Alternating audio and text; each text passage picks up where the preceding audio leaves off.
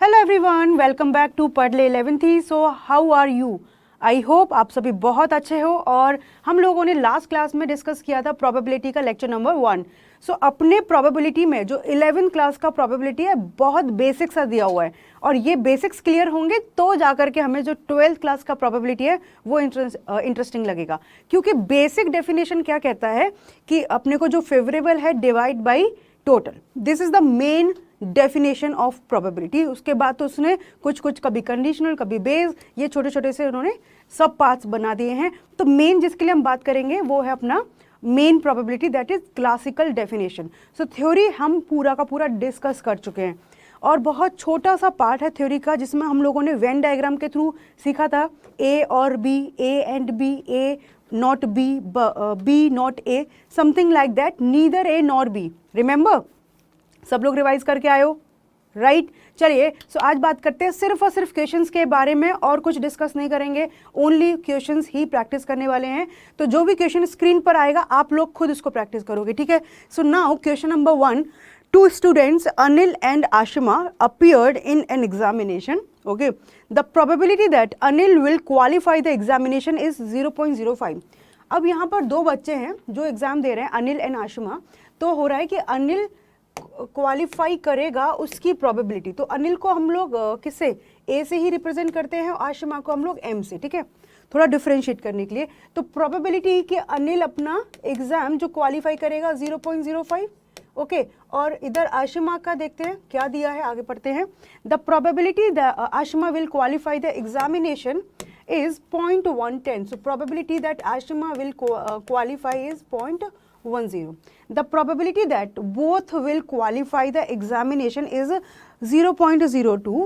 Both will qualify, इसका meaning क्या है कि आशिमा और अपना कौन बालक है, अनिल, दोनों क्वालिफाई करेंगे एक साथ। तो इसका मीनिंग क्या है, probability A intersection B. Okay, Ashima को हमने बी से ही रिप्रेजेंट कर दिया, and this is 0.02। Is it clear? जो लिखा है वो समझ में आना बहुत ज़रूरी है। So the probability that both will qualify the examination is the, find the probability that both Anil and Ashima will not qualify the examination. अब जो लिखा है वो हमें समझना है कि हो क्या रहा है। वो कह रहा है both Anil and Ashima will not qualify the examination. तो इसका मीनिंग जैसा हमने लास्ट क्लास में क्वेश्चन किया था, neither this not that. So neither Ashima nor Anil will qualify the exam. वो दोनों के लिए कह रहा है कि Ashima and Anil both will not qualify the exam. तो हम लोग यहाँ पर डिस्कस करें बेटा सॉल्यूशन ऑफ ए का। तो वो पूछ रहा है probability that Ashima and Anil will not qualify the exam, neither Ashima nor Anil. Clear? So what was that? It was total probability 1 minus probability when A union B. ये याद है कैसे हुआ था? इस तरीके से सोचो, यहां पर अपने पास ए, यहां पर बी, आराम से आ जाओ, ए और बी, ठीक है, दो सेट हैं, ये सेट ए है, ये सेट अपना बी है। ए यूनियन बी पूरा होता है जब यहां पर लिखा हुआ है neither A nor B.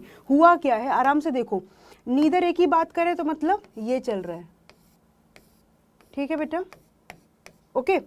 B नहीं होगा तो बी के लिए हमने देखा ये बाहर वाला। सो अब हमें इनका इंटरसेक्शन लेना है। सो इंटरसेक्शन क्या आएगा बेटा, ये बाहर वाला सारा पार्ट। तो इंटरसेक्शन में ये और ये दोनों हट जाएंगे। क्लियर है? सो बेसिकली यहाँ से हम बताएं कि ये लिखा जो है नीदर ए नॉर बी, तो क्या हो रहा है कि पूरा, जैसे हम लोग बात करें number of A intersection B intersection, तो ये हो क्या रहा है, टोटल में से ये पूरा अपना सैंपल स्पेस है, उसमें से हम इसको माइनस कर दें, किसको, ए यूनियन बी को, ए यूनियन बी को हम सब्ट्रैक्ट कर दें। ये कहानी हो रही है, ये समझ में आया? ये बहुत इंपॉर्टेंट है, बार बार आप लोग इस चीज़ को भूल जाते हो कि will not qualify the examination. तो यहाँ पर एक और लैंग्वेज लिखी हो सकती थी, neither Anil nor Ashima. Neither Anil nor Ashima मतलब ना तो आशिमा क्वालिफाई करेगी ना ही अनिल क्वालिफाई करेगा। सो ये मैथमेटिकली लिखा गया है, and this is equivalent to this, because ये हमारा इसके इक्वलेंट है कि टोटल में से इस केस को माइनस कर दे तो रिमेनिंग अपने पास ये बचेगा, और इस पूरे को सैंपल स्पेस से डिवाइड कर दे, है ना, उस वाली चीज़ को देखें, ए नॉट कॉम्प्लीमेंट दिस, ठीक है, divide by N of S, divide by N of S, divide by N of S. तो हमारे पास ये क्या बनेगा, probability of A intersection B intersection, okay this is 1 minus यहाँ से probability of A union B, वही निकाल दिया। अब हमारा काम बच गया ए यूनियन बी कैलकुलेट करने का, और ए यूनियन बी कैलकुलेट करना तो अपने को आता है ना प्रोबेबिलिटी में, क्या होता है, probability of A plus probability of B minus probability of A intersection B, और सारा डेटा क्वेश्चन ने दे रखा है। तो मैंने आपको सारा कुछ मैथमेटिकली लिख करके बता दिया, तो it is easy for you, but ये काम आपको करना होगा। तो आराम से जो लिखा है, किस तरीके से लिखा है वो हमें आना चाहिए। तो बस यहाँ पे लिख दो, that is 0.05 plus this is 0.01 I guess, no 0.10। चलो फटाफट से कैलकुलेशन करो भाई सारे बच्चे, इधर उधर नहीं देखना, फटाफट से कैलकुलेशन करो। ओके माइनस 0.02, तो व्हाट इज दिस, 0.15 माइनस 0.02, so this is 0.13, clear. So this is probability of A union B, मतलब ये क्या कहना चाह रहा है, व्हेन ए और बी, ए यूनियन बी का मतलब क्या था बेटा, ए और बी, है ना, कि या तो अनिल या फिर आशिमा, दोनों में से कोई भी एक एग्जाम क्वालिफाई करने की प्रोबेबिलिटी 0.13 है, ए यूनियन बी, ए और बी, क्लियर है। बहुत मजा आएगा बेटा, प्रोबेबिलिटी और पीएनसी इतना इंटरेस्टिंग चैप्टर है ना। सो हमें ये कैलकुलेट करना है, सो 1 माइनस 0 पॉइंट, ये कितना निकला, ओह 13, सो this is 728, so this is the probability for question number A, clear. अब आ जाओ, at least one of them will not qualify the examination, and चलो अब इसको रीड करो, at least one of them will not qualify the exam, at least one of them मतलब अपना इनमें से कोई एक जो है एग्जाम क्वालिफाई ना करे या फिर दोनों ही क्वालिफाई ना करे। तो आराम से इसको रीड करो और लिखो, इसका मीनिंग क्या है, at least one of them will not qualify the exam, at least one of them will not qualify the exam. तो इसका मीनिंग क्या है कि हमारा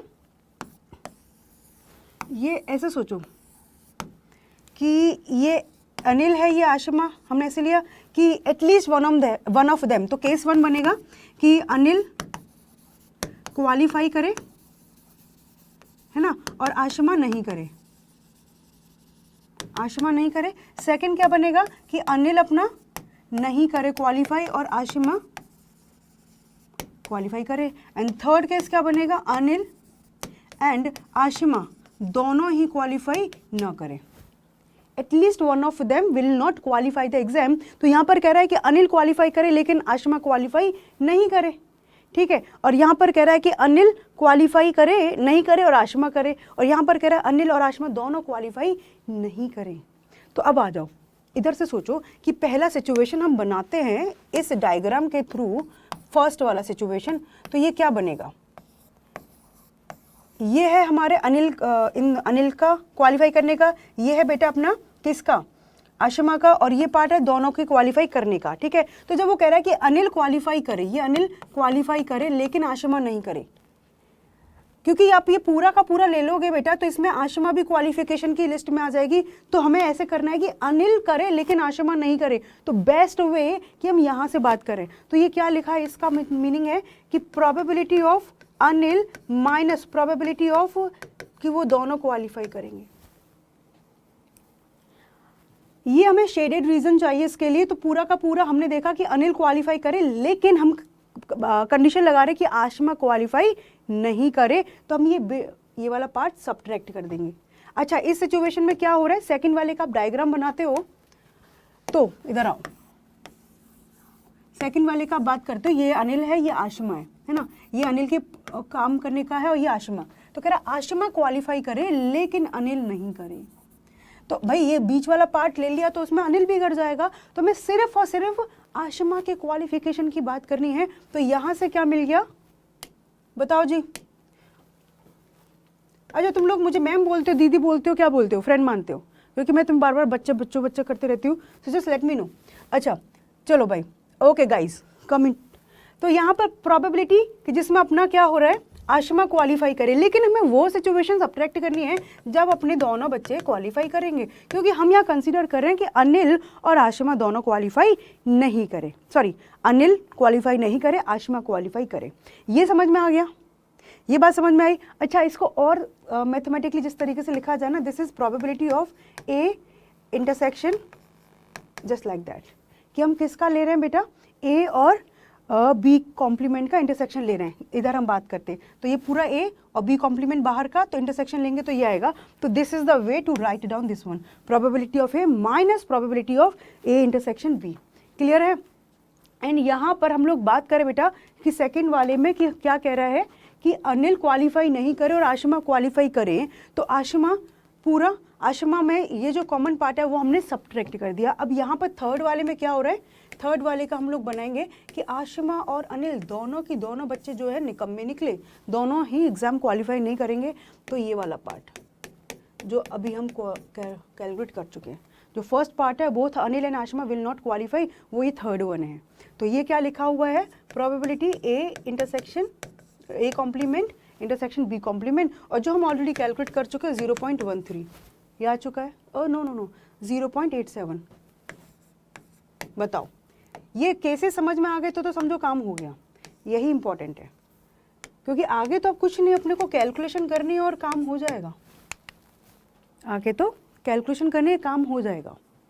अच्छा ये हमने at least one of them will not qualify the exam, तो जब भी एटलीस्ट वाले क्वेश्चन आएंगे ना तो उसको करने का एक और तरीका होता है, क्या, total minus when both are qualifying the exam, both are qualifying the exam. देखो अनिल और आशिमा के केस में 4 ही सिचुएशन बनेंगी। नंबर 1 दोनों क्वालिफाई करें, एक सिचुएशन। नंबर 2 अनिल क्वालिफाई करे, आशिमा नहीं करे। नंबर 3 अनिल नहीं करे, आशिमा करे। नंबर 4 अनिल और आशिमा दोनों ही नहीं करे। तो हमसे इन तीनों के बारे में पूछा जा रहा है ना, at least one of them will not qualify the exam. तो हम क्या करेंगे, या तो इन तीनों का इंडिविजुअली निकाल करके ऐड करेंगे, और total probability that is 1, total में से वो केस माइनस कर देंगे जब दोनों के दोनों एग्जाम को क्वालिफाई करेंगे, और जब दोनों के दोनों एग्जाम को क्वालिफाई करेंगे वो हम निकाल चुके हैं। एटलीस्ट ए और सॉरी नो, दोनों के दोनों क्वालिफाई करेंगे, दैट इज गिवन, वो है अपना 0.02 when both are qualifying the exam, वो इनका ये वाला पार्ट होता है।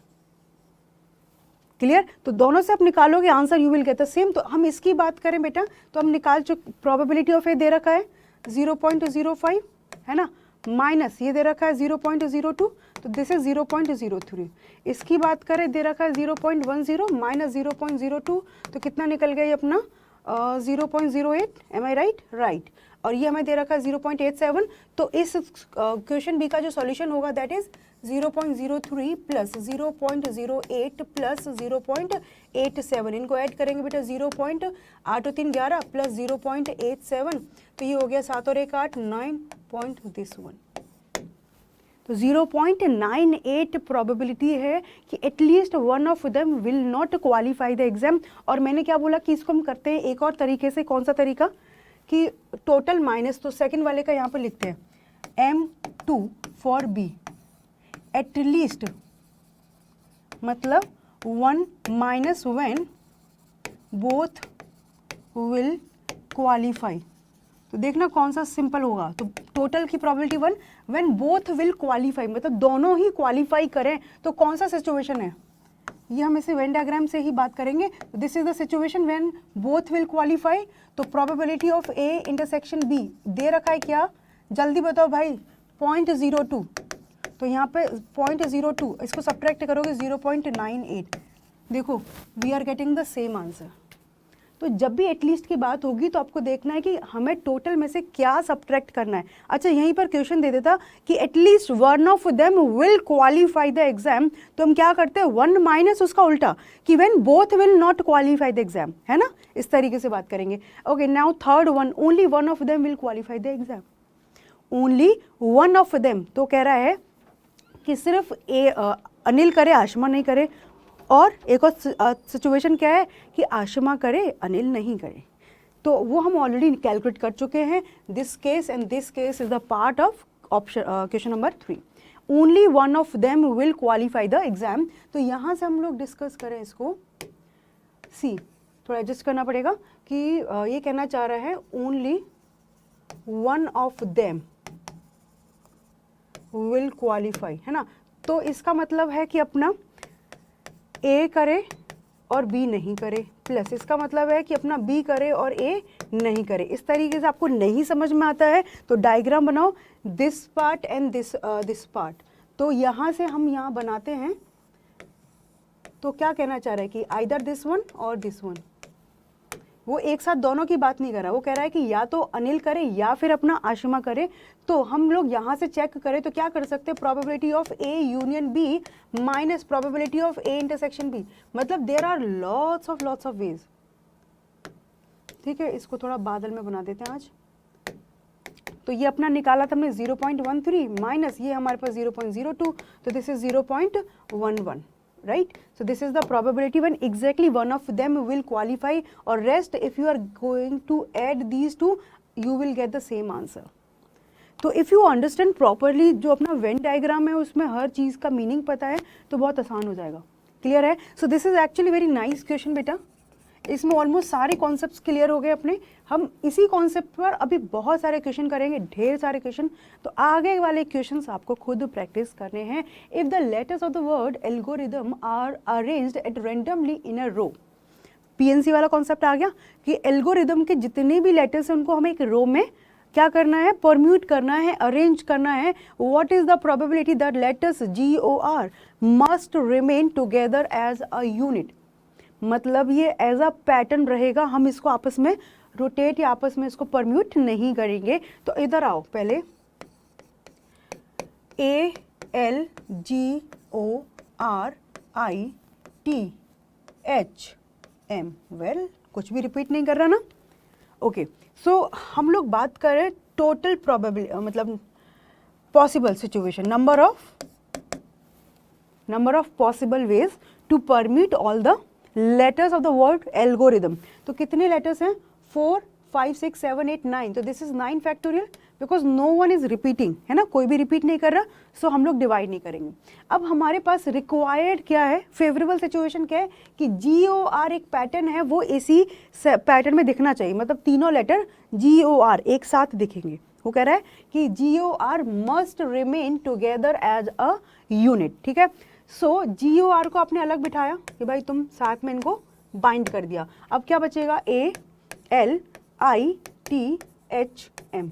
तो 1 2 3 4 5 6 7. सो हमें जो प्रोबेबिलिटी चाहिए, प्रोबेबिलिटी ऑफ ए, तो हम कैसे लिखेंगे, favourable outcomes upon total outcomes. तो फेवरेबल आउटकम निकाला जाए. फेवरेबल आउटकम क्या कह रहा है वो कि GOR एक पैटर्न है वो साथ में रहेगा. सो 7 लेटर्स है और एक ये 8 फैक्टोरियल. किसी के दिल में ये बात तो नहीं आ रही कि मैम इनको भी आपस में रोटेट कर देते हैं. एक सेकेंड, 4 और 4 8 1 9, है ना. तो 9 फैक्टोरियल. यहाँ से हमने 3 को बाइंड किया, 4 5 6 7. अच्छा 2 ही तो गए, 8 9, तो 7 हो गया ना. 8 फैक्टोरियल क्यों कर रहे हो, राइट. टोटली हमारे 1 2 3 4 5 6 7, तो 7 फैक्टोरियल. हमने GOR का एक पैटर्न बना दिया. अच्छा वो कहता कि GOR अपना साथ में रहेंगे, तो हम GOR को भी क्या करते, रोटेट करते, फैक्टोरियल 3 फैक्टोरियल करते. बट यहाँ पर कह रहा है must remain as a unit GOR, letters GOR, तो वो सेम पैटर्न में रहेगा. तो दैट्स इट, और कुछ नहीं करेंगे. तो अब यहाँ पर रख दो अपना कि हमारा favourable outcome 7 factorial and total outcome 9 factorial. ठीक है, if you want to calculate 7 factorial को एज इट इज रहने दो. 9 फैक्टोरियल से 9 निकाला, फिर 8 निकाला और बचा हुआ 7 फैक्टोरियल. ये कैंसिल हो गया तो 1/9 into 8 that is 72. So this is your required answer, 1/72. So it is less than 1, definitely it is true. आप अपने आंसर को क्रॉस वेरीफाई कैसे करोगे कि हमारा 1 से बड़ी आएगी प्रोबेबिलिटी, इसका मतलब तुमने कहीं ना कहीं कुछ गड़बड़ किया. चलो दौड़ के आओ भाई इस क्वेश्चन पे. A committee of 2 persons is selected from 2 men and 2 women. हमारे पास एक कमिटी सिलेक्ट करनी है. जिस कमिटी को सिलेक्ट करना है वहाँ पर 2 मेन और 2 वीमेन का एक ग्रुप है। और कितने पर्सन को सिलेक्ट करना भाई? 2 पर्सन्स। तो देखो बच्चे ना यहाँ पर कंफ्यूज होते हैं कि टोटल सैंपल स्पेस क्या है। तो पहली लाइन में लिखा है कि a committee of 2 person is selected from 2 main and 2 women.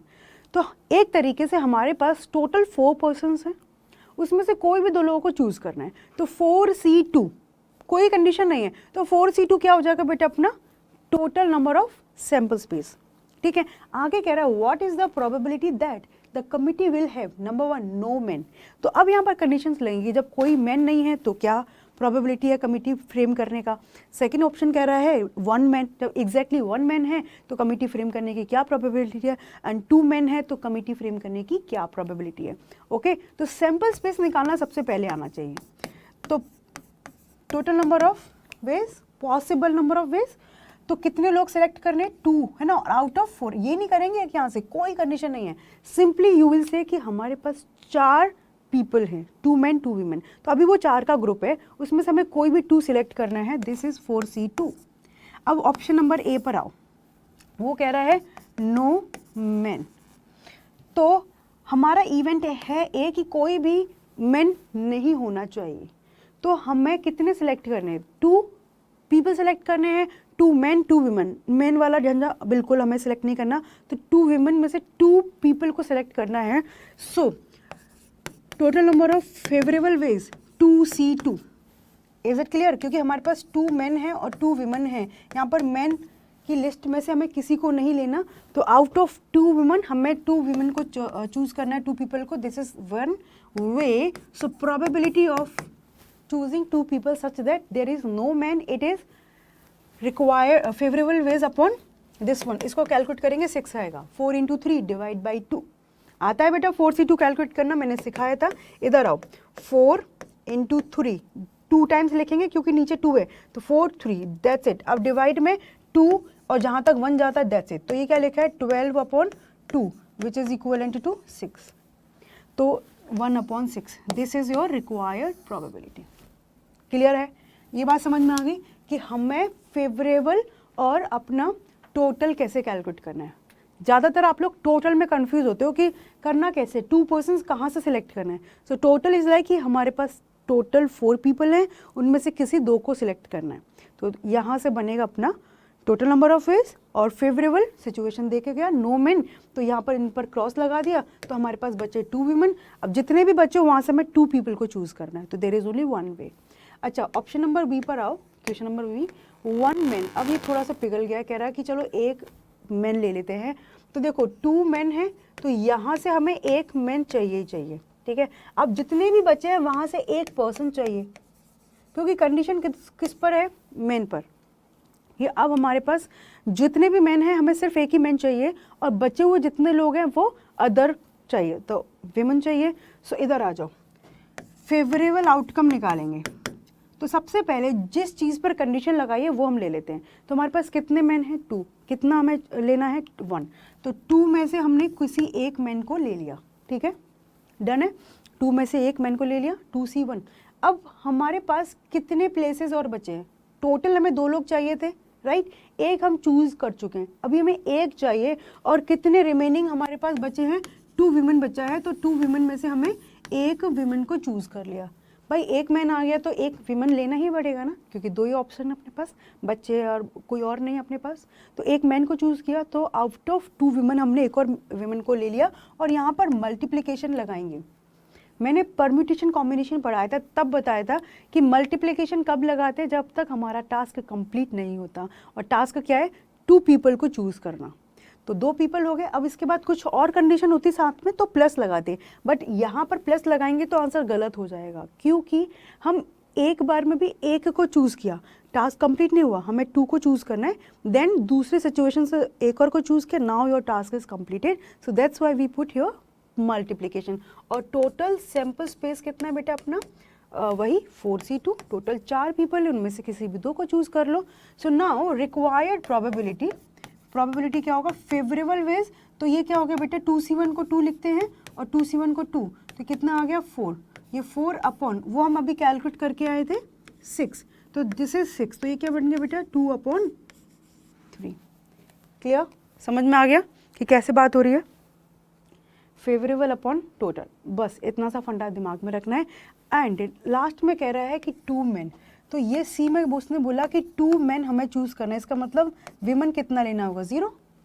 तो टोटल अपने पास 2 मेन दे रखे हैं, 2 वीमेन दे रखे हैं। अब हमें फेवरेबल आउटकम निकालना है, तो फेवरेबल आउटकम 2 मेन हमें चूज करना है। तो यहाँ पर 2 मेन है, 2 में से 2 को चूज कर लिया, आगे लिखने की जरूरत नहीं है कि अगेन 2 वीमेन में से 0 वीमेन लेना है, उसका कोई वे नहीं है, ठीक है, दैट्स इट। अब NCN इसका मीनिंग 1 होता है, ये पता है ना अपने को। NC0 एंड NCN दोनों का वैल्यू 1 होता है। NC0 is equal to NCN is equal to 1, फॉर्मूले में पुट करोगे वहां से निकाल लोगे। तो this is 1 and total number of outcomes, तो 4 में से 2 को चूज किया, 4 into 3 divide by 2 which is your 6। So required probability is favourable upon total, तो 1/6। तो यहाँ पर इसकी और इसकी सेम है, क्योंकि उसने बोला इधर 2 वीमेन उधर इधर 2 मेन, ठीक है, समझ में आ गया, कोई डिफिकल्टी, आगे बढ़े। चलो नेक्स्ट क्वेश्चन सामने है, there are 4 men and 6 women on the city council, okay, if 1 council member is selected for a committee at random. हमारे सिटी काउंसिल के लिए कितने पीपल हैं बेटा, 4 men and 6 women, empowering the women, okay, if 1 council member is selected, एक council member हमें select करना है at the random, how likely it is that it is a woman, okay, क्या आपको समझ में आया कि क्वेश्चन कहना क्या चाह रहा है। टोटल हमारे पास 6 पीपल हैं, जिसमें से हमें किसी एक को चूज करना है ना, किसी एक को चूज करना है, देयर इज नो कंडीशन। तो क्या तरीका होगा बेटा, टोटल कितने हैं, 10 पीपल हैं, 10 में से एक को चूज करना है, 10C1, तो ये तो हमारा क्या हो जाएगा, टोटल नंबर ऑफ वेज।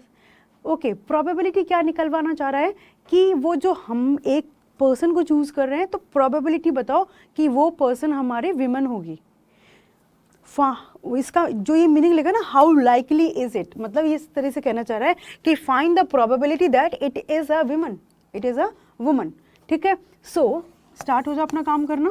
सबसे पहले total number of possible ways for selecting 1 person out of total 10 person। जब हमें टोटल में से निकालना है तो हम काउंट नहीं करते कि कितने मेन कितने वीमेन, सिंपली टोटल पर्सन अपने पास कितने हैं 10 और हमें कितने काउंट लेना है 1, ठीक है। तो कितना हो गया बेटा 10C1, क्योंकि कितने हैं अपने पास 10 पीपल, क्योंकि जब टोटल की बात कर रहे हैं तो हमें क्या पता वीमेन आएगी मैन आएगी, तो टोटल हम तो 10 मान करके चलेंगे, ठीक है, 10C1। तो इसको ओपन करते हैं कैसे, 1 लिखा तो 10, दैट्स इट, है ना। Okay, number of favourable ways of selecting 1 women. अब कंडीशन है कि हमें जो एक पर्सन चूज कर रहे हैं वो अपना कौन होगा बेटा, विमेन है। तो कितनी विमेन अपने पास है, यहाँ पे 6 विमेन्स अपने पास है, तो हमें कितने चूज कर रहे हैं 1, तो this is 6C1। Is it clear? क्यों किया, क्योंकि क्वेश्चन कह के जा रहा है कि हमारी प्रोबेबिलिटी किस चीज़ की निकालनी है कि वो जो पर्सन हम चूज कर रहे हैं काउंसिल के लिए वो विमेन होना चाहिए। तो this is 6C1, that is 6। तो now required probability is equal to favourable outcome upon total outcome. Now you can cancel 2, so this is the required probability. देखो लैंग्वेज पूरी लिखनी है ना, कैसे लिखोगे, required probability, favourable outcome, total possible number of outcome, done है। तो answer is 3/5, done. चलो okay, A and B are mutually exclusive events. अब आ जाओ, ये थोड़ा सा इंटरेस्टिंग पार्ट आया। A and B are mutually exclusive events, हम लोग डिस्कस कर चुके हैं कि म्यूचुअली एक्सक्लूसिव इवेंट्स क्या होता है। जल्दी से बताओ मुझे कमेंट करके कि क्या होता है म्यूचुअली एक्सक्लूसिव, फटाफट से। म्यूचुअली एक्सक्लूसिव का मतलब है कि ए और बी एक दूसरे से मतलब उनमें कुछ भी आपस में कॉमन नहीं होता। हमने क्या बताया था कि उनका इंटरसेक्शन क्या होता है बेटा, अपना 0, उनका इंटरसेक्शन क्या होता है 0। तो इसका मतलब probability of A intersection B कितना मिलेगा अपने को 0 व्हेन योर गिवन इवेंट्स या गिवन बेसिकली इवेंट्स कैसे हैं बेटा अपने म्यूचुअली एक्सक्लूसिव। तो प्रोबेबिलिटी ऑफ ए इंटरसेक्शन भी कितना होगा 0, क्योंकि वो एक दूसरे पर डिपेंड ही नहीं करते। एक तरीके से उन दोनों का इंटरसेक्शन 5 होता है, क्लियर है। उनको बोलते हैं म्यूचुअली एक्सक्लूसिव इवेंट्स, तो उनका प्रोबेबिलिटी भी क्या होगा 0।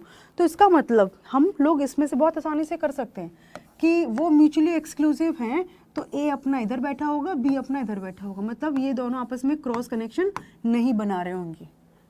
ए अपना अलग से आएगा, बी अपना अलग से आएगा, इन दोनों में कुछ भी कॉमन नहीं होगा। जैसे हम लोगों ने एग्जांपल लिया था ना, 52 पैक ऑफ कार्ड्स हैं, एक ए इवेंट है, हमें अगर रेड कार्ड लेना है, और बी इवेंट है, हमें ब्लैक कार्ड लेना है, क्या इन दोनों में कुछ भी कॉमन है? नो।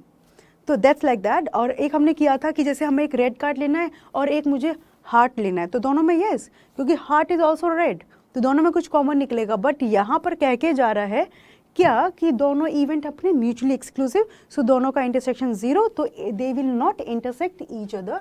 अब आ जाओ, probability of A is given that is 35, definitely it is wrong, it is 0.35, ठीक है, 0.35 होगा। चलो, and probability of B is your 0.45, ठीक है, कोई बात नहीं, हो जाती है। So find probability of A complement, probability of A complement. So let's start from here. Number 1, probability of A complement क्या है बेटा? 1 minus probability of A, right. ये तो सबसे आसान होता है कि ए कॉम्प्लीमेंट जब ए नहीं हो रहा, so total minus when A is happening, तो टोटल प्रोबेबिलिटी हमेशा बनाती है ना। तो यहाँ से 1 माइनस 0.35, तो कितना मिल गया बेटा? 0.65, एम आई राइट? ठीक है।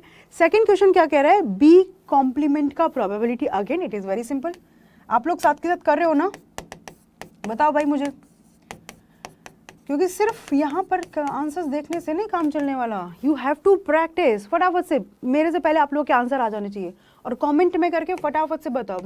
1 minus probability of B that is 0.45, तो ये क्या बचेगा? 0.55, है ना, 0.55। क्लियर? आप बहुत इजीली अपने आंसर्स को ना क्रॉस वेरिफिकेशन कर सकते हो कि सही है या गलत। अच्छा, probability of A union B बताओ, है difficult? This is probability of A plus probability of B minus, इसको लिखो चाहे ना लिखो क्योंकि it is equal to 0, this is 0.35 plus 0.45, तो कितना आ गया बेटा? 550, और दिस इज 8, 0.80। डन है, समझ में आ गया? ओके, नेक्स्ट कह रहा है probability of A intersection B, जो ऑलरेडी हम कैलकुलेट कर चुके हैं, 0, because A and B are mutually exclusive events. Okay, now इधर आ जाओ, ये बड़ा इंटरेस्टिंग है। ई पार्ट क्या लिखा है? Probability of A union B complement, A union B complement. इसका मीनिंग पहले हम वेन डायग्राम के थ्रू समझते हैं, अदरवाइज आपको इसे लिखना है ना कैसे, कि probability of A plus probability of B complement minus probability of A intersection B complement, फॉर्मूले से भी लिख सकते हैं। और मैं आपको वेन डायग्राम से थोड़ा समझाने की कोशिश करती हूँ। ये ए है अपने पास, और ये अच्छा बी डेफिनेटली क्या है अपना, क्योंकि ये एक दूसरे के म्यूचुअली एक्सक्लूसिव हैं। तो वो कह रहा है ए यूनियन बी कॉम्प्लीमेंट। क्या कहना चाह रहा है? ए तो पूरा ए हमने कंसीडर किया, ठीक। बी कॉम्प्लीमेंट की बात कर रहा है बेटा। बी कॉम्प्लीमेंट मतलब बी नहीं आएगा, बाकी सारी जनता आएगी, ठीक है, ये हो गया। तो इसका मीनिंग क्या है? वो कह रहा है कि ए और बी कॉम्प्लीमेंट का यूनियन, इंटरसेक्शन बोलता तो बात डिफरेंट होती है, वो कह रहा है इनका यूनियन, तो बेसिकली सारा कुछ ही आ गया ना, बी कॉम्प्लीमेंट के अंदर ही आ गए। तो इनडायरेक्टली ये क्या लिखा है बेटा कि अपना probability of B complement, that's it, क्योंकि ए इसी के अंदर का पार्ट बन गया। हम इनका यूनियन लेंगे तो पूरा का पूरा वही पार्ट तो आ रहा है, कुछ भी तो नहीं रिमेनिंग। हाँ, इंटरसेक्शन बोलता तो हमारा क्या मिलता? सिर्फ ये पार्ट मिलता। ए यूनियन के लिए बात कर दिया है तो वही मिल गया प्रोबेबिलिटी ऑफ बी कॉम्प्लीमेंट। तो यहाँ से बहुत जल्दी अपना आंसर हो गया 1 माइनस प्रोबेबिलिटी ऑफ बी, और हम अभी इसको कैलकुलेट करके आए, दैट इज 0.55, ठीक है। एक तो ये तरीका हो गया करने का। आप कहोगे नहीं मैम हमें यहीं से बताओ कि अपना दिमाग नहीं चलाएंगे, तो लिखना स्टार्ट करो। प्रोबेबिलिटी ऑफ ए कितना होगा? 0.35 plus probability of B complement. B complement कितना है बेटा? हमने अभी कैलकुलेट किया 0.55, ठीक है। इतनी बात समझ में आ गई। अब ये क्या कहना चाह रहा है? A intersection B complement, again इसको भी देखना पड़ेगा। ए का इंटरसेक्शन लेना है बी कॉम्प्लीमेंट के साथ, तो अगेन ये बी कॉम्प्लीमेंट बनाया और ये ए, तो जब आपके सामने लिखा हो probability of A intersection B complement, तो I think you can see directly it is probability of A, nothing else. B complement और ए इन दोनों का इंटरसेक्शन लेंगे बेटा तो यही पार्ट आ रहा है अपना, क्योंकि मैंने आपको अभी बताया था, अच्छा यहाँ पर इनको डिफ्रेंशिएट करके लिखो वरना, this is probability of A union B complement, है ना। और ये मैंने आपको बताया था कि ये किसकी इक्वल होता है, minus probability of A intersection B, ये बताया था A intersection B complement is equal to probability of A minus probability of A intersection B and it is equivalent to 0, so this is probability of A, तो minus probability of A, तो देखा जाए तो 0.35 plus 0.55 minus 0.35 cancel हो गया, so it is nothing 0.55, so we got the answer. तो Venn diagram वाले question आ जाए ना तो डायरेक्टली अपना ड्रॉ करो। अच्छा ये फॉर्मूला याद रखना है, ठीक है। और यहीं पर मैं एक और बता दूं, probability of A complement intersection B, तो ये क्या हो गया बताओ फटाफट से, probability of B minus probability of A intersection B, done. ये दो फॉर्मूलाज याद रखोगे। चलो नेक्स्ट क्वेश्चन है अपने पास, this one, A complement intersection B complement, कोई करेगा इस क्वेश्चन को, probability of A complement intersection probability of B complement, neither A nor B, neither A nor B, तो यहाँ से सिचुएशन आप इसकी वेन डायग्राम से बनाओ या फिर इसका डायरेक्टली फॉर्मूला एक तो याद रखो ये वाला, क्योंकि एग्जाम पे हॉल में हम नहीं चाहते कि हम कंफ्यूज हो, ना। तो this formula that you have to remember, A complement intersection B complement is 1 minus probability of A union B, और वेन डायग्राम के थ्रू जाते हैं तो क्या होगा, ए और बी, अभी हम इस सिचुएशन में when A and B are mutually exclusive, तो वो कह रहा है ए कॉम्प्लीमेंट, चलो जी ठीक है। अब कह रहा है वो अपने से बी कॉम्प्लीमेंट, तो बी कॉम्प्लीमेंट तो बी नहीं आएगा, चलो जी।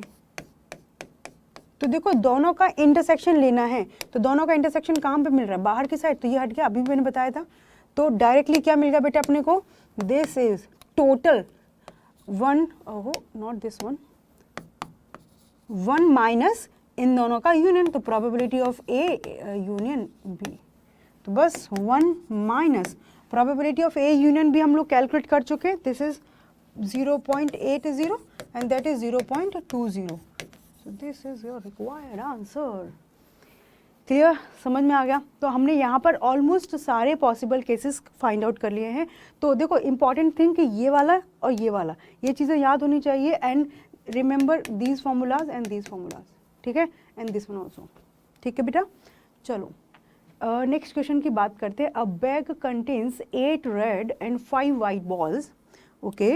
इसके बाद कह रहा है 3 balls are drawn at random, एक बैग के अंदर अपने पास 8 रेड बॉल है और 5 वाइट बॉल्स है, ठीक। 3 balls are drawn at random, तो आई थिंक अब समझ में आ गया होगा कि यहीं पर अपना सैंपल स्पेस डिफाइन हो गया कि हमें 3 बॉल चाहिए इस बैग के अंदर से। सो total number of veg, how many balls you have, 8 + 5 13, तो 13 में से कितनी बॉल्स हमें चूज करनी है, 3, उनको चाहिए 3 बॉल्स, और टोटल कितनी अपने पास 13 बॉल्स। जब हम टोटल सैंपल स्पेस निकालते हैं तो वी डोंट कंसीडर कि कलर क्या है। क्लियर, समझ में आ गया, ओके। फटाफट से कह रहा है find the probability that all the 3 balls are white. कर लोगे, जल्दी से क्वेश्चन करो, इसका रिप्लाई मुझे कमेंट बॉक्स में चाहिए फटाफट। सो सॉल्यूशन करते हैं फर्स्ट वन का, all the 3 balls are white, तो अपना इवेंट क्या है, ऑल 3 बॉल्स आर वाइट, तो टोटल वाइट बॉल कितनी है, 5, so favourable veg is 5C3, क्योंकि टोटल वाइट बॉल्स अपने पास है 5 में से कितनी चूज करनी है, 3, because question is saying find the probability that all the 3 balls are white, okay. So required probability is favourable outcomes divide by total number of outcomes. इसको calculate करोगे बेटा 5 × 4 × 3, क्योंकि 3 लिखा है तो 3 टाइम्स लिखेंगे, 3 टाइम्स 5 4 3, दैट्स इट। अब 3 एक एक कम करते हुए लिखते चलो, तो 3 से कैंसिल हो गया, 2 से इसको कैंसिल, सॉरी 2 से इसको कैंसिल किया, तो 5 × 2 10। तो थोड़ी डेटा आप जितना प्रैक्टिस करोगे ना, कुछ डेटा आपको याद हो जाएगा। 5C3 is equivalent to 5C2, NCR is equivalent to NCN - R, और दैट इज इक्विवेलेंट टू 10, मुझे याद है। So this is 10 upon sample space, total balls में से 3 बॉल चूज करने का तरीका। तो अब इसको कैलकुलेट करेंगे, 13, 12, 11, 3 लिखा है तो 13 को एक एक कम करके 3 टाइम्स लिखेंगे, 13, 12, 11 and divide by 3 into 2 into 1। तो 3 इंटू 2 6 से इसको कट किया 2 टाइम्स, 13 इंटू 2 कितना हो जाएगा 26 इंटू 11, अब करो 66, 22 तो 8 एंड 2, सो दिस इज 286। तो यहाँ पर लिख देंगे this is 286। If you want to calculate, 2 से फिर डिवाइड कर दो 5, 1, 4, 3। So this is required probability for getting 3 white balls out of 8 red and 5 white. Done? Okay. All the 3 balls are red.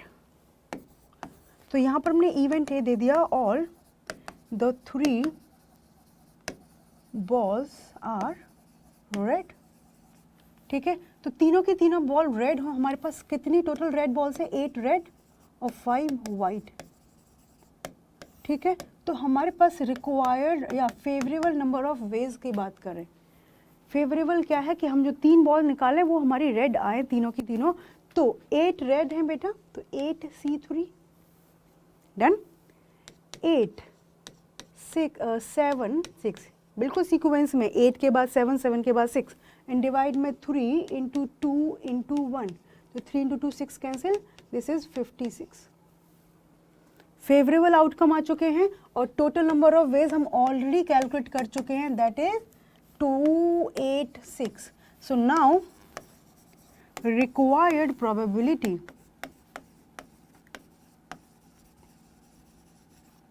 कितना, favourable outcome upon total outcome, तो ये कितना हो चुका है 56 डिवाइड बाई 286। देखो जो मैंने प्रोबेबिलिटी का फर्स्ट लेक्चर कराया और आज का लेक्चर पूरा कर लोगे ना, तो आपका प्रोबेबिलिटी का एक भी क्वेश्चन ऐसा नहीं रहेगा कि आप नहीं कर पाओ, क्योंकि आपके में प्रोबेबिलिटी बहुत ज़्यादा नहीं है, बहुत बेसिक सा और बहुत प्यारा सा प्रोबेबिलिटी है। मतलब इंटरेस्टिंग पार्ट यही है। उसके बाद तो ना वो अपने को फॉर्मूलाज याद करने पड़ेंगे, जो कहते हैं ना एक्चुअल जो डेली लाइफ में भी आप यूज़ करते हो, वो यही प्रोबेबिलिटी है। तो बहुत आराम से दोनों लेक्चर्स को आप आराम से कवर करो, सारे क्वेश्चन प्रैक्टिस करो, तो डेफिनेटली एक भी क्वेश्चन आपका नहीं छूटेगा, क्योंकि हम सारे प्रैक्टिस कर रहे हैं सारे क्वेश्चन। अच्छा, ये डिवाइड करेंगे 2 से, तो 2 8 है ना, और 1 4 3। क्लियर? क्योंकि मुझे पता चल गया 4 से डिविजिबिलिटी का रूल क्या होता है कि लास्ट 2 डिजिट्स 4 से डिविजिबल होना चाहिए। तो ये 2 से नहीं हो रहा 4 से, तो हमने 2 से ही किया। क्लियर? ये आंसर आ चुका है कि when all the 3 balls are red. Option number C क्या कह रहा है, question number C, 1 ball is red and 2 balls are white. ओ, कंडीशन बदल गई इनकी। अब कह रहे हैं कि हमें 1 बॉल कैसी चाहिए बेटा, रेड चाहिए, और 2 बॉल्स कैसी चाहिए अपने को, वाइट चाहिए।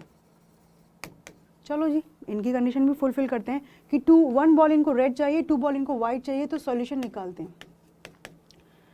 सो अपने पास टोटल कितनी बॉल्स हैं, वहाँ पे लिखा हुआ है 8 रेड बॉल हैं और 5 वाइट बॉल हैं। तो इनका इवेंट जो निकालेंगे, फेवरेबल आउटकम, तो पहले हमें चाहिए 1 रेड बॉल। तो 8 में से कोई आपने 1 रेड बॉल चूज कर ली, टास्क कंप्लीट नहीं हुआ, क्योंकि टास्क कंप्लीट कब होगा, जब हमें टोटल 3 बॉल्स मिलेंगे।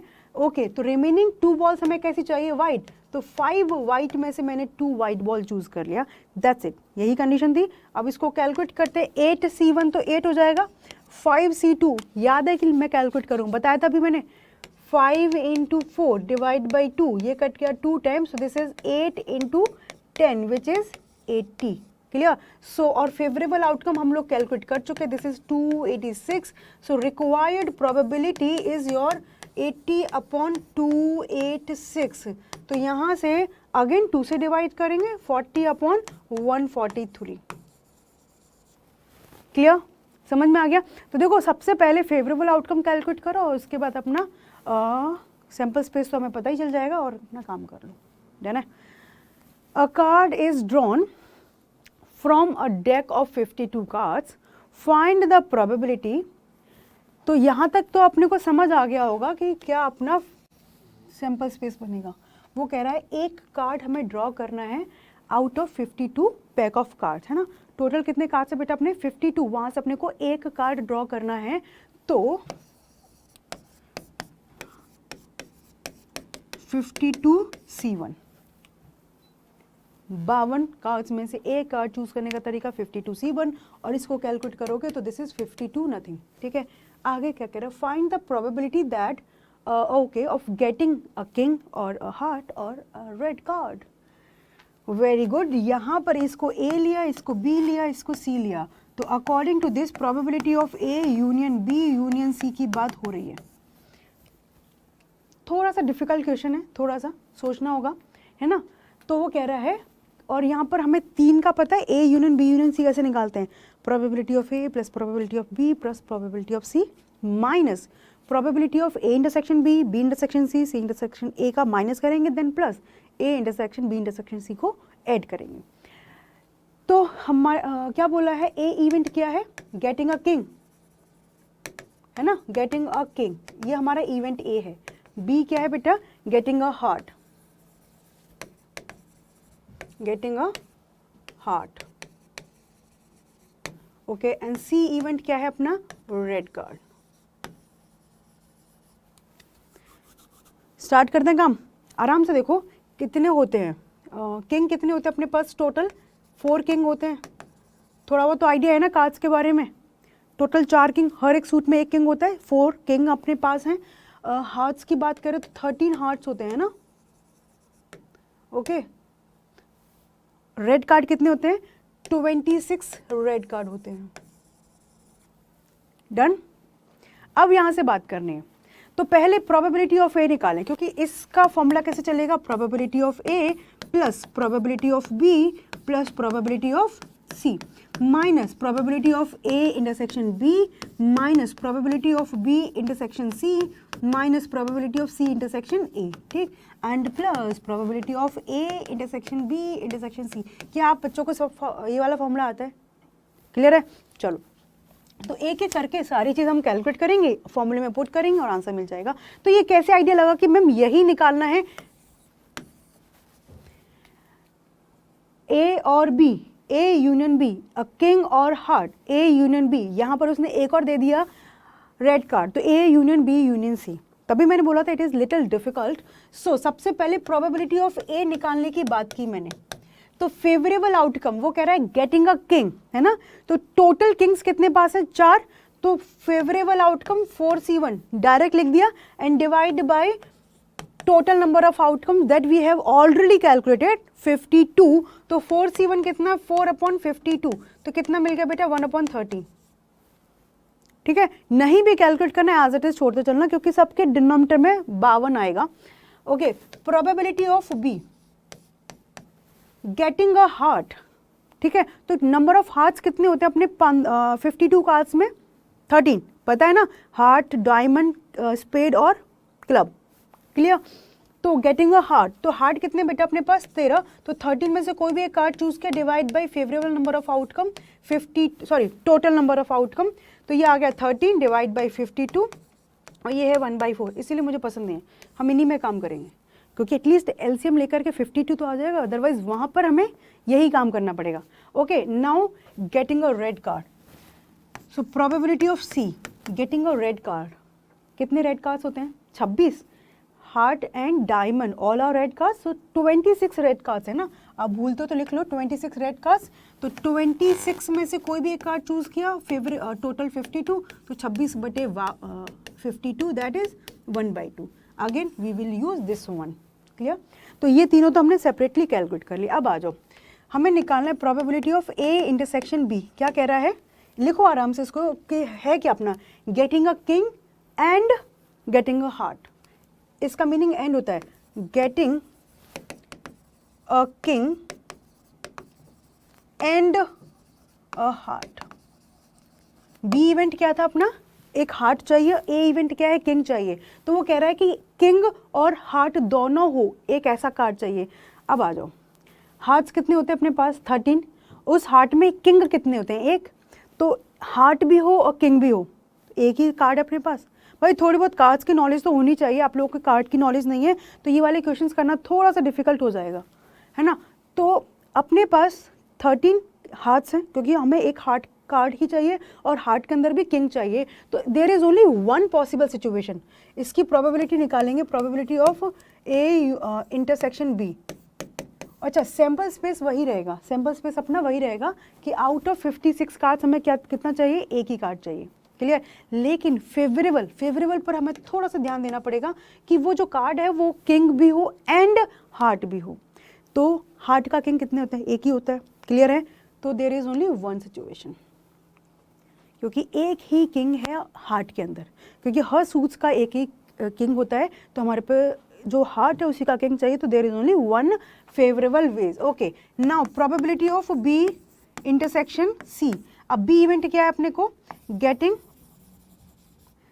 अ हार्ट, है ना, बी अपना था गेटिंग अ हार्ट, और सी क्या है, red card, getting a heart and red card.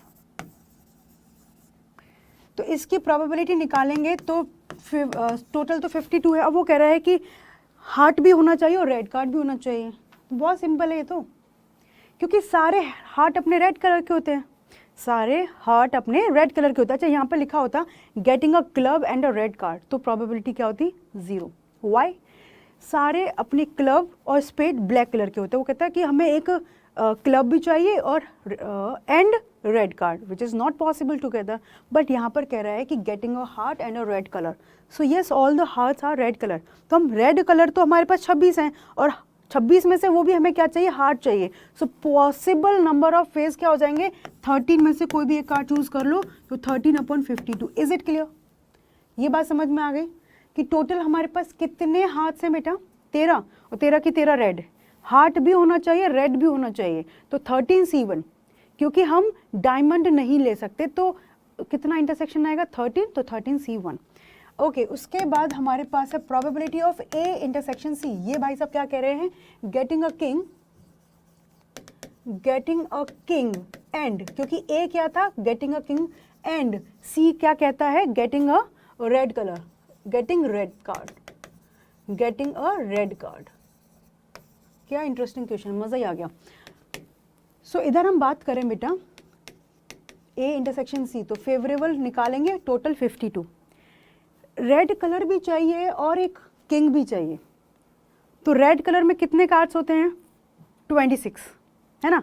मतलब रेड कलर के अंदर क्या क्या अपने पास सूट्स आते हैं बेटा, एक डायमंड आता है और एक अपने पास हार्ट आता है।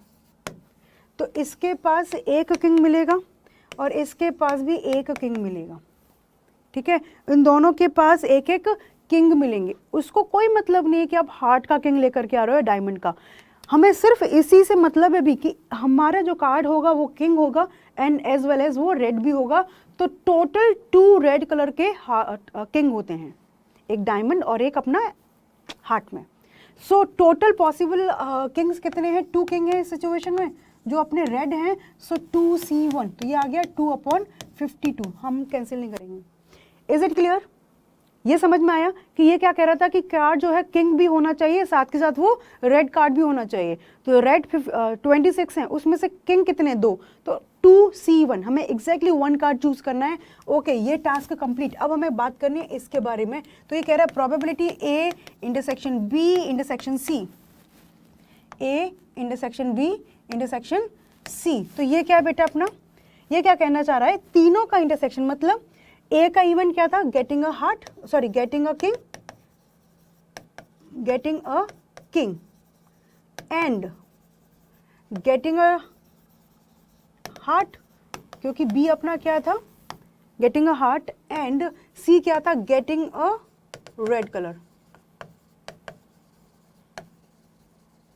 तो यहां पर सोचो, किंग भी चाहिए, रेड भी होना चाहिए और हार्ट भी होना चाहिए। तो रेड कलर में कितने आते हैं, 26, उसमें से भी हार्ट आ गए तो कितने हो गए, 13 में भी हम किंग पर आएंगे तो 1, ये सारा कुछ मिला करके एक कार्ड बनेगा। सो required probability 1/52। Is it clear, क्या ये बात आपके भेजे में घुसी या ऊपर से निकल गई, फटाफट से। एक कार्ड हमें लेना है, वो किंग होना चाहिए, वो रेड कलर भी होना चाहिए, वो डायमंड भी होना चाहिए। तो diamond, sorry not diamond, heart होना चाहिए। तो हार्ट में कितने किंग होते हैं? एक ही होता है, और रेड कलर का होता है, तो 1/52।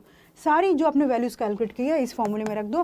Probability of A 4/52, probability of B 13/52, है ना, probability of C 26/52 minus probability of A intersection B 1/52 minus probability of B intersection C 13/52 minus probability of A intersection C 2/52 plus probability of A intersection B intersection C that is 1/52। तो अब क्या हो गया 52, तो LCM आ चुका है 4 + 13 + 26 -1 -13 -2 + 1। Clear? 1 से 1 cancel हो गया, जो कैंसिल हो सकता करो। अच्छा 13 से 13 गायब। 4 - 2 2, तो 26 + 2 28/52। 2 से कैंसिल करें या 4 से भी हो जाएगा? यस 4 से भी हो जाएगा। 4 × 7 28 और ये 13 × 4। सो this is your required answer. है ना मज़ेदार क्वेश्चन? अभी तक आपने ऐसा क्वेश्चन नहीं किया होगा ना जिसमें 3 के लिए बात की गई है, तो हम बहुत आराम से इनको विजुलाइज करेंगे तो काम तो आसान हो जाएगा। ये थोड़ा डिफिकल्ट होगा। कार्ड्स के बारे में ऐसा कोई बालक है जिसको नहीं आइडिया? मुझे लगता नहीं सबको आइडिया होगा। अब तो पीएनसी पढ़ ले उसके बाद ही बच्चों में ऐसा हो जाता है कि ये तो जानना है कार्ड के बारे में। है कोई ऐसा बंदा, बच्चा, बालक जिसको नहीं पता कि कार्ड्स कैसे होते हैं? नहीं पता तो अभी के अभी अपने पेरेंट्स को बोलो, आपको कार्ड्स के बारे में थोड़ा सा आइडिया देंगे, क्योंकि पीएनसी प्रोबेबिलिटी के क्वेश्चन बहुत घूमेंगे। डन? ओके, नेक्स्ट क्वेश्चन पर जंप करो। प्रोबेबिलिटी ऑफ ए दे रखा है 3/5, प्रोबेबिलिटी ऑफ बी दे रखा है 1/5। ठीक है, चलो आगे क्या पूछना चाह रहा है वो हम बात करेंगे। ए दिया है 3/5, प्रोबेबिलिटी ऑफ बी दे दिया है कितना बेटा? 1/5। ओके, फाइंड प्रोबेबिलिटी ए और बी। देख रहे हो कितनी मस्ती करा क्वेश्चन। ए और बी डायरेक्ट लिख देता, बट ये आपको कंफ्यूज करेगा, इसलिए और मतलब यूनियन, एंड मतलब intersection. A and B are mutually exclusive events. Oh, very nice. So A intersection B का probability 0. Is it clear? या explain करना है मुझे? Let me know फटाफट से। Both are mutually exclusive. तो उनमें कुछ भी कॉमन नहीं है। A intersection B is equal to 0. तो उनका probability भी क्या होगा? 0, because both are not intersecting. अब तो ये काम करना ही आसान हो गया। Probability of A plus probability of B minus probability of A intersection B. This is the formula. तो this is 3/5, this is 1/5 and this is 0. LCM लोगे तो 4/5 is your answer. 5 LCM, 3 + 1, it is 4. So 4/5 you are getting as an answer. Clear? समझ में आ गया? जल्दी से बताओ मुझे कमेंट करके। थोड़ा तुम्हें रिलैक्स करने के लिए बहुत परेशान हो गए हो ना क्वेश्चन करते करते। तो कुछ बच्चों को तो पीएनसी प्रोबेबिलिटी में से जन्नत आ जाती है और कुछ ऐसे होते हैं अरे मैम ये क्या करा रहे हो। तो टेक अ ब्रेक, पानी पी लो, कुछ नहीं 2 मिनट का, फिर हम एक नए क्वेश्चन पर आते हैं। क्वेश्चन में थोड़ा सा दिमाग लगाना होगा, तो 2 मिनट का ब्रेक ले लो। बाकी के बच्चों को करना स्टार्ट करते हैं। In a class of 60 students 30 opted for NCC, 32 opted for NSS and 24 opted for NCC and NSS both. है ना, मतलब 2 कैटेगरी बना रहे हैं, एनसीसी और एनएसएस, ठीक है, जिसमें समाज सेवा करनी होती है। ओके, तो टोटल बच्चे हैं 60, उसमें से 30 जो है एनसीसी में चले गए, एनएसएस में चले गए 32, और दोनों में जिनको चूज़ किया वो है 24। If one of these students is selected at random, find the probability that the student opted for NCC और एनएसएस। अब ये मान के चलो कि एनसीसी को हमने बोल दिया कि ये इवेंट है ए, एनएसएस को हमने ले लिया ये इवेंट है बी। ठीक है, तो एनसीसी में सिलेक्ट होगा वो बालक, उसकी क्या प्रोबेबिलिटी है? एनसीसी को ले लिया इवेंट ए, एनएसएस को ले लिया इवेंट बी। तो कोई बालक जो है एनसीसी में सिलेक्ट होगा, इसके क्या वेज है? तो टोटल हमारे पास एनसीसी में कितने ऑप्ट हुए? 30। तो 30 में से कोई एक बच्चा, ठीक, और टोटल कितने स्टूडेंट है बेटा? 60। तो 60C1, तो कितना हो गया? 30/60। आगे कैलकुलेट करना 1/2। तो किसी बच्चे के एनसीसी में जाने की प्रोबेबिलिटी कितनी बेटा? 1/2। Is it clear? Okay, now come to for NSS. तो एनएसएस में कोई बच्चा जाए उसके लिए क्या प्रोबेबिलिटी होगी? सो लेट्स सी, एनएसएस में कितने बच्चे ऑप्ट होंगे? 32। तो 32 में से कोई एक स्टूडेंट को चूज किया, 32C1, और टोटल स्टूडेंट 60C1। सो 32/60, इसको किससे कैलकुलेट करें? 4 से कर लें। 4 × 8 32 और 15 × 4, तो 8/15 प्रोबेबिलिटी है कि कोई स्टूडेंट अपना एनएसएस में जाएगा, ठीक है। ओके, आगे कह रहा है 24 opted for both NCC and NSS. कितना हेल्प करता है, इसका मतलब probability of A intersection B, कि कोई स्टूडेंट के एनसीसी और एनएसएस में जाने की प्रोबेबिलिटी क्या होगी। तो टोटल कितने पॉसिबल बच्चे जा रहे हैं, 24। तो 24 में से कोई एक बालक चूज किया और डिवाइड बाय 60 में से कोई एक बालक को चूज किया, तो 24/60 ये बालक का भी हो सकता है, डोंट वरी। सो इसको डिवाइड करते हैं 12 से हो जाएगा ना, 12 × 2 24 और 5, एम आई राइट? बताओ बताओ बताओ, राइट, ठीक है। So this is 2/5। अब आ जाओ, अब करेंगे इसका operation. The student opted for NCC और एनएसएस। अब यहाँ पर आ गया, तो ये कहना चाह रहा है probability of A union B, और आते ही आंख बंद करके यूनियन लगा दोगे, एंड आते ही ए लगा दोगे, ठीक है। अब तो हमें इसका फॉर्मूला पता है, फटाफट से, probability of A plus probability of B minus probability of A intersection B. तो ये क्या बेटा, प्रोबेबिलिटी ऑफ ए क्या है, 1/2, या क्या करें 30/60 लिख लें, क्योंकि इन दी एंड हमें एलसीएम लेना ही पड़ेगा सबका, है ना, सबका एलसीएम लेना पड़ेगा। तो मैं बिल्कुल बेसिक पे जा रही हूँ, वहाँ से कैंसिल कर देंगे कुछ होगा तो। प्रोबेबिलिटी ऑफ ए, ओहो, 30/60 प्लस प्रोबेबिलिटी ऑफ बी, 32/60। क्यों? क्योंकि सबका बेस 60 है, तो फटाफट से एलसीएम हो जाएगा, है ना। Probability of A intersection B 24/60,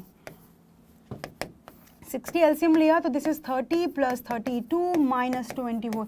time भी तो सेव करना होता है ना। आप लोग कॉम्पिटिटिव एग्जाम्स दोगे तो वहाँ पे भी टाइम को सेव करना है।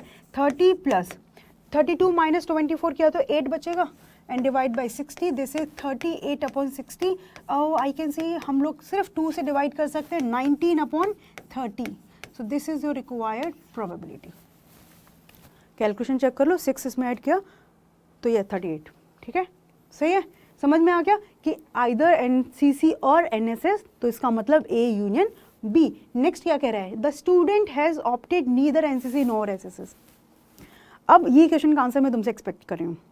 ऑलमोस्ट सिमिलर टाइप के क्वेश्चन हम लोग कर चुके हैं, और मैं आपको पहले ही बता दूं ये क्वेश्चन अपना आएगा ही आएगा, एनसीसी एनएसएस नहीं, this one, neither nor SSS, neither A nor B.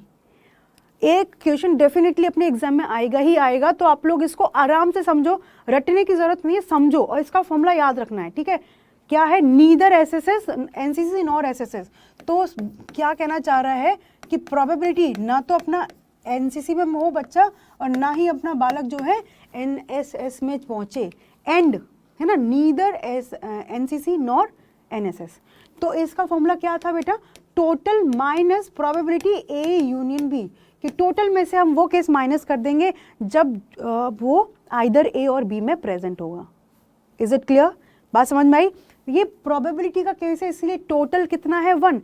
Same to same situation जो अपना परम्यूटेशन कॉम्बिनेशन में भी आ सकता है, तो वहां पर कैसे लिखेंगे कि A intersection B intersection, this is n of S minus n of A union B. यहाँ पर नंबर में बात चल रही है, कोई नहीं हिलता रहेगा, तो यहाँ पर प्रोबेबिलिटी में डिस्कस कर रहे हैं। So total probability is always 1, so 1 minus probability when A union B, that is equivalent to neither A nor B. So अब तो मुझे लगता है ये आपको रट जाना चाहिए। ये हम कैलकुलेट करके आए हैं 90/30, और ये आप एलसीएम लोगे 30, ये 30 माइनस 19, तो ये 20, तो मिलेगा अपने को 11/30।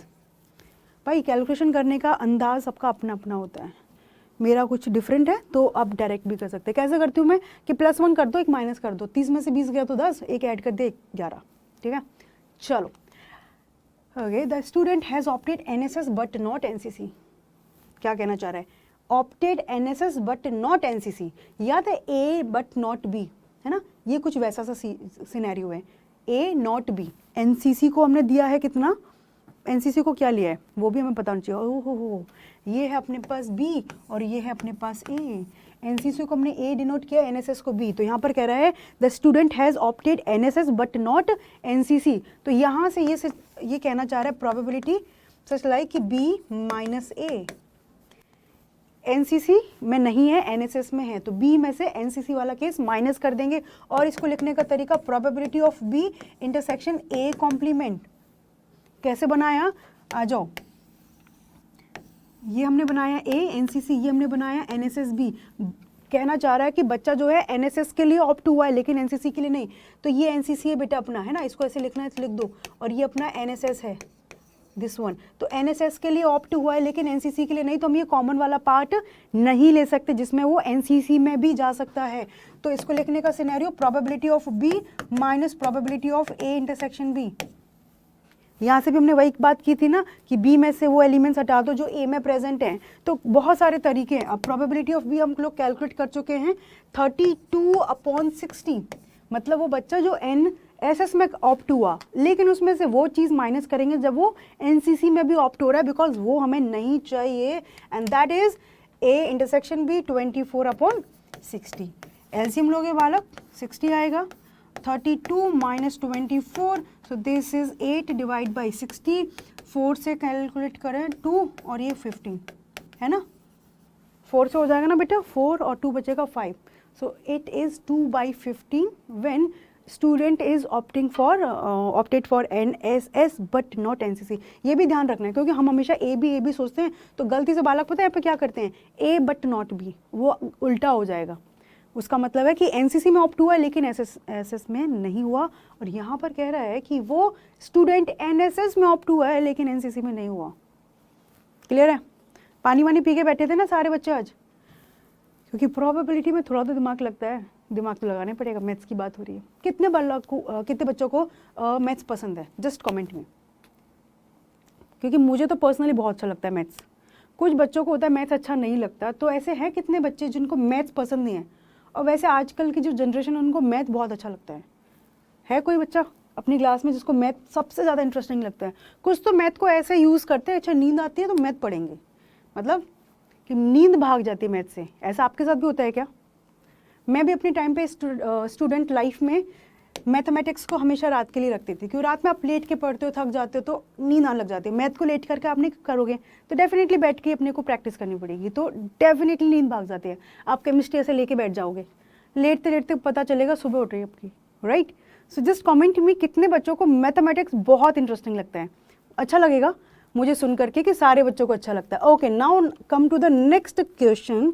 क्या कह रहा है? 4 cards are drawn from a well shuffled deck of 52 cards. एक बात मैं आपको बताना चाहूँगी, हमारे मोस्ट ऑफ द क्वेश्चन आप लोग देख पा रहे हो या तो बॉल्स के ऊपर है कि बॉल्स हमें सिलेक्ट करना है, कमिटी के ऊपर आ जाते हैं कि हमारे पास 6 पीपल हैं या चिल्ड्रन होंगे, कोई स्कूल कमिटी क्रिएट हो रही है, या फिर हम देख रहे हैं ए यूनियन बी, मतलब पूरा वेन डायग्राम पर चल रहे हैं, उसमें वो कुछ भी अपने को दे सकता है।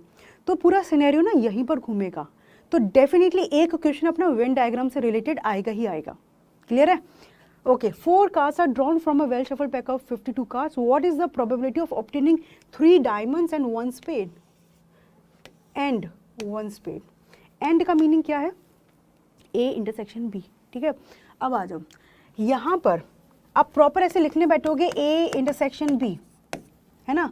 A इंटरसेक्शन B लिखोगे तो वो कहेगा कि 3 डायमंड और 1 स्पेड। इन दोनों का कोई मेल है क्या? स्पेड मतलब 13 ब्लैक कार्ड्स होते हैं, है ना? ये 13 ब्लैक कार्ड्स होते हैं, और ये अपने पास डायमंड्स कितने होते हैं? 13 डायमंड्स होते हैं जो अपने रेड कलर के होते हैं। इन दोनों में कुछ भी कॉमन नहीं है, ठीक है? तो हम ऐसे देखा जाए, क्योंकि हमसे वो कह रहा है कि 13 हमें चाहिए क्या, 4 टोटल कार्ड्स चाहिए, जिसमें से 3 कार्ड तो मुझे दे दो, कहाँ से? डायमंड से, और 1 कार्ड ब्लैक्स अपना स्पेड से दे दो। तो बहुत आसानी से इसको कैसे स्टार्ट करेंगे? सबसे पहले टोटल नंबर ऑफ सैंपल्स निकालेंगे, total number of possible ways. So 52 में से कोई भी हमने 4 कार्ड चूज कर लिए, 52 से 4 कार्ड चूज कर लिए, ठीक है? ओके, फेवरेबल आउटकम निकालने जाते हैं। आप ऐसे सोचो कि आपके सामने रखा हुआ है, आपके सामने पैक ऑफ 52 कार्ड्स रखा हुआ है, ठीक है? मैं आपसे कहूँ कि 3 ब्लैक कार्ड निकाल दो और 1 रेड कार्ड निकाल दो, कुछ तो प्रोबेबिलिटी आएगी, 0 तो नहीं आएगी ना। कुछ बच्चों को मुझे पता है यहाँ पर सीधा लग रहा हो 0 आएगा। यहाँ पर दे देता कि आपको एक रेड कार्ड निकालना है, और वो रेड कार्ड कैसा हो? स्पेड और डायमंड हो। क्या कह दिया उसने कि रेड कार्ड जो एक कार्ड जो आप ड्रॉ करोगे वो स्पेड भी होना चाहिए एज वेल एज अपना डायमंड भी होना चाहिए। भाई एक ही कार्ड आधा लाल आधा काला थोड़ी होगा, सो वो पॉसिबल ही नहीं है, तो उसकी प्रोबेबिलिटी 0 हो जाएगी। बट जब आपको मैंने बोला कि 4 कार्ड ड्रॉ करो जिसमें से 3 मुझे डायमंड चाहिए और 1 स्पेड चाहिए, तो इसकी प्रोबेबिलिटी क्या है, तो कुछ तो प्रोबेबिलिटी निकलेगी ना, राइट। तो अब आ जाओ 13 डायमंड्स में से मैंने क्या कहा कि मुझे कोई भी 3 डायमंड दे दो। टास्क का कंप्लीट नहीं हुआ, टोटल वी नीड 4 कार्ड्स, तो मल्टीप्लिकेशन, 1 कार्ड स्पेड चाहिए। टोटल स्पेड कितने होते हैं बेटा 13, जिसको हम हिंदी में हुक्म बोलते हैं, हुक्म। डायमंड को क्या बोलते हैं, ईंट। आप लोगों ने कभी गलती से कार्ड्स खेले हों, it's not a good habit, ये मत कहना मैम ने बोला है, कि घर में जाके बोल दो कि मैम बता रहे थे कार्ड्स खेलना चाहिए। ओके, नॉलेज होना ज़रूरी है हर चीज़ की। तो हमारे पास ईंट है 13 कार्ड, हुक्म है 13 कार्ड, हुक्म से 1 चाहिए और ईंट से 3 चाहिए, तो 13C3 मल्टीप्लाई, क्योंकि टोटल वी नीड 4 कार्ड्स, तो ये हो गया 13। इसको कैलकुलेट करें 12 × 11, है ना, 3 बार लिखा, डिवाइड बाई 3 × 2 इंटू ये कितना बेटा अपना 13, तो 3 × 2 6 से इसको कट किया 2 टाइम, दैट्स इट, ठीक है।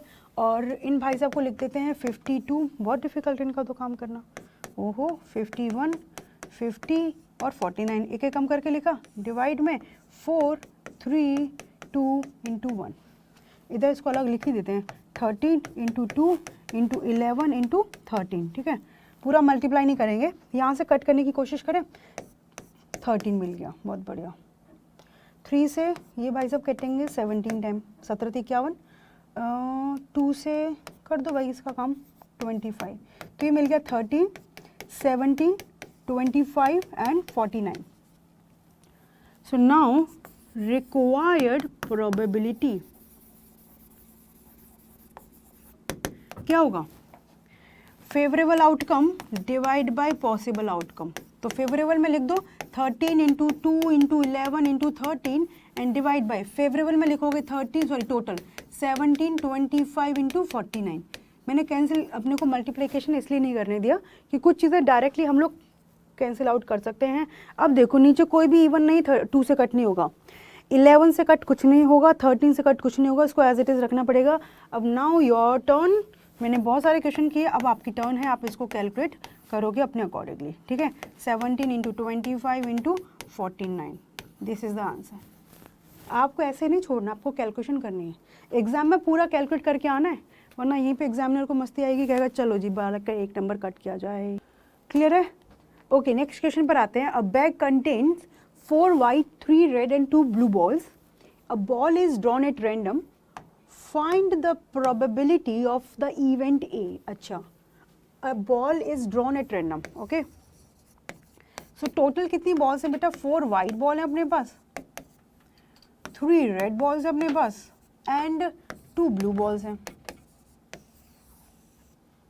ओके जी, इसमें से कोई एक बॉल हमें ड्रॉ करना है ना, एक बॉल निकालना है। तो सबसे मैंने आपको बोला कि सैंपल स्पेस निकाल दे, possible number of ways. So total कितना बेटा, 4, 3, 7 + 2 9। तो 9 में से कोई भी एक बॉल चूज करने का तरीका 9, डन है। तो this is your total number of veg. अब बात करते हैं, क्या कह रहा है, बॉल ड्रॉन इज व्हाइट और रेड। वो कह रहे हैं जो आप बॉल ड्रॉ करो या तो व्हाइट हो या फिर वो रेड हो। क्लियर? सो ऐसे देखा जाए कि आपने इवेंट ए ले लिया व्हाइट आने का प्रोबेबिलिटी और इवेंट बी ले लिया क्या, रेड। तो पूछा जा रहा है probability of A union B, है ना। तो this is like probability of A plus probability of B minus probability of A intersection B. अब आराम से देखो, एक ही बॉल व्हाइट और रेड हो सकती है, एक बॉल या तो व्हाइट होगी या फिर रेड होगी, है ना। तो डेफिनेटली इस सिचुएशन में ए यूनियन इंटरसेक्शन बी तो मतलब 0 होगा, क्योंकि एक ही बॉल व्हाइट और रेड एक साथ नहीं हो सकती। वो कह रहा है white and red not possible. So probability of A, तो किसी एक बॉल के व्हाइट होने का प्रोबेबिलिटी, व्हाइट टोटल कितने हैं अपने पास 4, तो 4 में से एक चूज किया, डिवाइड बाय टोटल कितनी बॉल्स है बेटा अपने पास 9। तो एक बॉल के व्हाइट होने का प्रोबेबिलिटी 4/9 प्लस, या फिर रेड हो तो टोटल रेड बॉल्स कितनी है 3, तो 3 में से कोई भी एक चूज किया, divide by 9 and this is 0। आप इनको ऐड करोगे एलसीएम लेकर के तो 4 + 3 that is 7/9। So total number of basically probability getting a white or red that is 7/9। Clear, समझ में आ गया? ओके, नेक्स्ट क्वेश्चन कह रहा है a ball drawn is white as well as red. इसका मीनिंग वही है, व्हाइट एंड रेड, यही कहना चाह रहा है, व्हाइट एंड रेड। वो हम पहली बात कर चुके, इट वुड बी 0। कोई भी एक बॉल निकालेंगे वो एक ही टाइम पे दोनों बॉल्स कलर में कैसे जा सकती है, क्योंकि हमारे पास तो सॉलिड कलर्स में कोई भी हाफ हाफ कलर की नहीं है। सो प्रोबेबिलिटी किसका, A intersection B, white and red, it is equal to 0। Clear है? तो इस तरीके भी क्वेश्चन मिलेंगे अपने को कि 0 जिनकी प्रोबेबिलिटी आएगी। बच्चों को लगता है अच्छा 0 कैसे हो सकता है, कुछ तो पॉसिबल होगा।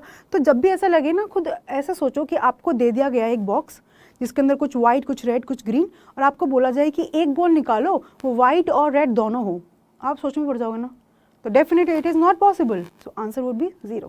ठीक है? Okay, now next question, 3 vertices of a regular hexagon are joined randomly, probability that an equilateral triangle is formed। Okay, कोई भी 3 पॉइंट्स हमें लेने हैं। हेक्सागन सबको पता है, नहीं पता तो आ जाओ।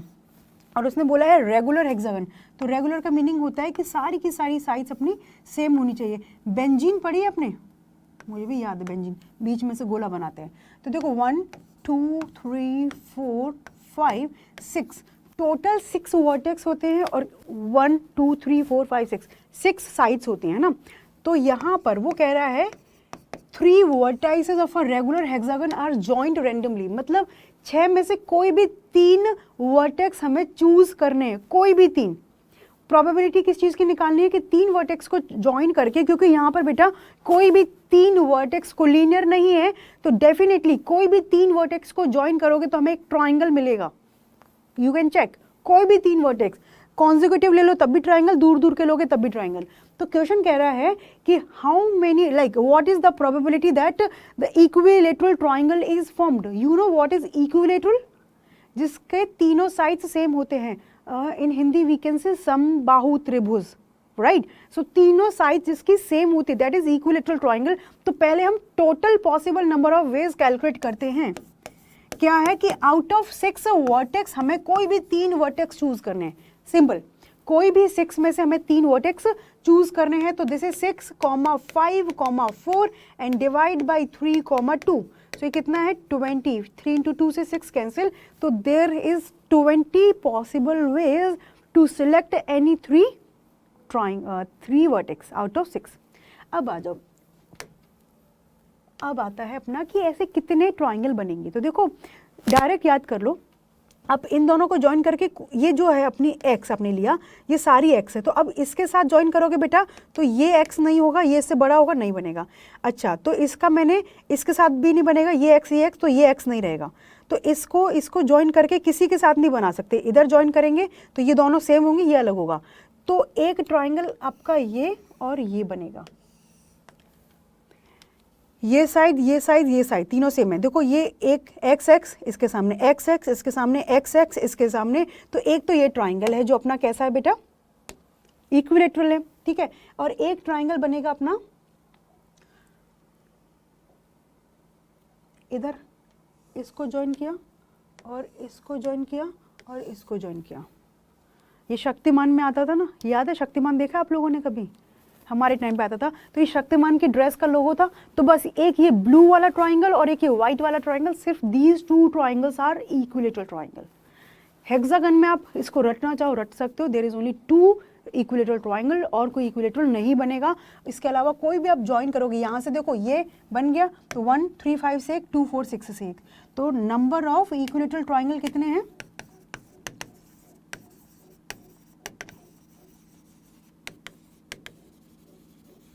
कितने बेटा, 2।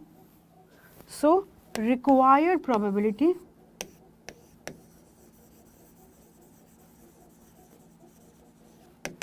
Is favourable outcome 2, total number of outcome 20, so 1/10।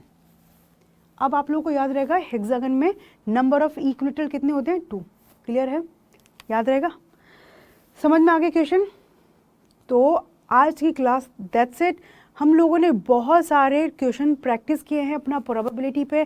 Probability आपका फिनिश हो चुका है, क्योंकि प्रोबेबिलिटी में एज अ थ्योरी बहुत छोटा सा पार्ट था कि क्लासिकल अप्रोच क्या है, फेवरेबल अपॉन टोटल, जिसके अंदर हमने वेन डायग्राम के थ्रू भी डिस्कशन किया है।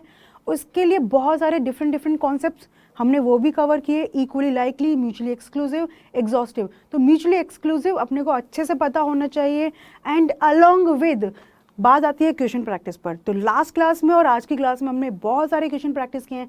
सारे क्वेश्चन आप अच्छे से कर लेते हो ना, तो फॉर श्योर एक भी क्वेश्चन अपना पेपर में नहीं रहेगा, क्योंकि यही क्वेश्चन में से एक क्वेश्चन अपना वेन डायग्राम वाला आने ही वाला है, नीदर ए नॉर बी।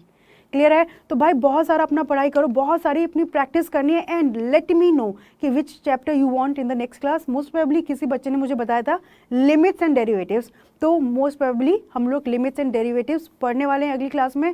सो मिलते हैं नेक्स्ट क्लास में, बाय बाय।